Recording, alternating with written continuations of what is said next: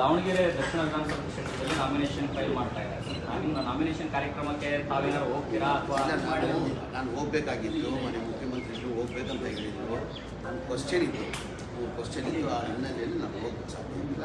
ಪ್ರಚಾರಕ್ಕೆ ಹೋಗ್ತೀವಿ, ನಾವೆಲ್ಲ ಪ್ರಚಾರಕ್ಕೆ ಹೋಗ್ತೀನಿ, ಗೆಲ್ಸ್ಕೊಂಡು ಬರ್ತೀನಿ, ನಾವು ಗೆಲ್ತೀವಿ, ನಾವು ಗೆಲ್ತೀವಿ.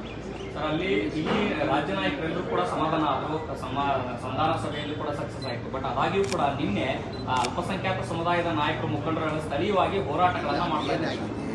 ಇದು ನಮ್ಮ ಶಾಮರು ಶಿವಶಂಕರಪ್ಪ ಅಜ್ಜ ಅವರು ನಿಧನ ಆದಮೇಲೆ ನಾವು ಟಿಕೆಟ್ ಕೇಳಿದ್ದು ನಿಜ. ನಮ್ಮ ಅಲ್ಪಸಂಖ್ಯಾತರು 95,000 ಮತ ಇದೆ, ಕಡೆ ಅಲ್ಪಸಂಖ್ಯಾತರು ಕೊಡಿ ಅಂತ ಕೇಳಿದ್ರು. ಅವತ್ತಿಂದ ಪದ್ಧತಿ ಬಂದಿದೆ, ಮುಂಚೆಯಿಂದ ಪದ್ಧತಿ ಬಂದಿದೆ. ಯಾರನ್ನ ಇಲ್ಲಿ ಅವರು ಯಾರನ್ನ ನಿಧನ ಓದಿದ್ರೆ ಅವ್ರ ಕುಟುಂಬದವರು ಕೊಡೋದು ಒಂದು ಪದ್ಧತಿ ಬಂದಿದೆ. ನಾವು ಕೇಳಿದ್ವಿ, ನಾವು ಮುಖ್ಯಮಂತ್ರಿಗಳ ಜೊತೆ ಮಾತಾಡಿದ್ವಿ, ಸುದ್ದಿಯವರ ಜೊತೆ ಮಾತಾಡಿದ್ವಿ, ಡಿ ಕೆ ಶಿವಕುಮಾರ್ ಜೊತೆ ಮಾತಾಡಿದ್ವಿ.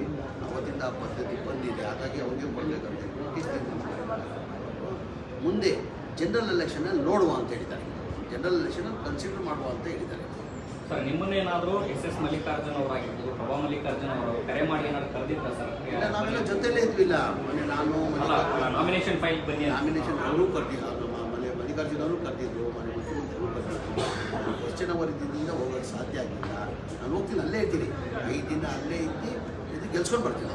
ಎಲ್ಲ ಸೀಟ್ ನಾನು ಗೆಲ್ಸ್ಕೊಂಡು ಬರ್ತೀನಿ. ಸರ್, ಮತ್ತೊಂದು ಪ್ರಣವಾನಂದ ಶ್ರೀಗಳು ಡಿ ಕೆ ಶಿವಕುಮಾರ್ ಅವರು ಮುಖ್ಯಮಂತ್ರಿ ಆಗಬೇಕು, ಈಗಾಗಲೇ ಸಾಕಷ್ಟು ವಿಳಂಬ ಆಗಿದೆ, ಇಲ್ಲ ಅಂತಂದು ಹೇಳಿದ್ರೆ ನಾವು ಹೈಕಮಾಂಡ್ನ ಭೇಟಿ ಮಾಡ್ತೀವಿ ಅನ್ನೋಂಥ ಮಾತನ್ನ ಹೇಳಿದ್ದಾರೆ. ಮತ್ತೆ ಬಜೆಟ್ನಲ್ಲಿ ಸಿಎಂ ಸಿದ್ದರಾಮಯ್ಯನವರು ನಮ್ಮನ್ನ ಟಾರ್ಗೆಟ್ ಮಾಡಿದ್ದಾರೆ, ನಮ್ಗೆ ₹1 ಕೂಡ ಕೊಟ್ಟಿಲ್ಲ. ಯಾರೆಲ್ಲ ಡಿ ಕೆ ಶಿವಕುಮಾರ್ ಅವ್ರ ಪರವಾಗಿ ಮಾತಾಡಿದಾರೆ ಅವ್ರಿಗೆ ಸ್ವಾಮೀಜಿ ಹೇಳಿಕೆ, ಸ್ವಾಮೀಜಿ ಯಾರ ಪರ ಡಿ ಕೆ ಶಿವಕುಮಾರ್ ಮುಖ್ಯಮಂತ್ರಿ ಆಗಬೇಕಂತ ಕೇಳಿದ್ದಾರೆ.